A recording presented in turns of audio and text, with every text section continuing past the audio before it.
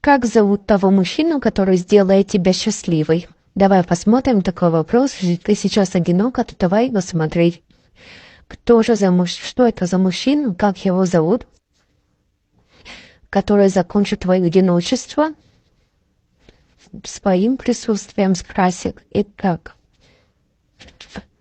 данный мужчина к тебе уже стремится, к тебе уже едет, летит, так сказать, и он это, знаешь, на тебя хотя бы чуть-чуть поверхностно, но знает.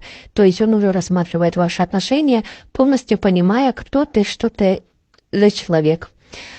Данный мужчина не только уже стремится в твою жизнь, но и, то есть, определенно думает о том, чтобы проявиться к тебе, планирует вашу встречу и его признание. А данного мужчину зовут так, как зовут четвертого человека на кнопочке «Поделиться».